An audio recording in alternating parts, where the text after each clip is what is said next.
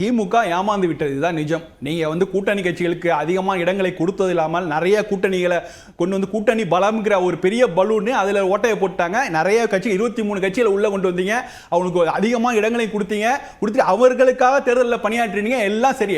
அதனாலதான் அவங்க ஒரு ஏமாந்து போன ஒரு இது இருக்கு. அதை நம்ம புரிஞ்சுக்க முடியுது, அந்த உணர்வை நம்ம புரிஞ்சுக்க முடியுது. அதை அவங்க வாய்ப்பா பயன்படுத்திட்டு இதுக்காக நம்ம நன்றி கட்டவர்கள் அப்படிலாம் சொல்லி விமர்சனம் வெறும் அரசியல் விமர்சனம் தான். நீங்க அதனால அந்த தோல்வியால் ரொம்ப பாதிக்கப்பட்டிருக்கிறீர்கள் அப்படிங்கிறது தான் பெர்செப்ஷன் வெல்ல ஒழுங்குடிய வேற எந்த இதுவும் இதனால திமுகவுக்கு எந்த வேலையும் கை கொடுக்காது. நான் என்ன சொல்றேன், உங்களுக்கு மடியில் கனம் இருக்கிறது, அது அவர் அதான் பாயிண்ட் பண்றார். மாணிக்கந்தாவர் ஏன் பாயிண்ட் பண்றார், நாங்க அந்த கூட்டணி விட்டு வெளில வந்திருக்க மாட்டாங்க, நாங்களும் தாவேகாவுக்கு ஆதரவு கொடுத்து விட்டு உங்க கூட்டணியிலே நீடித்திருப்போம்.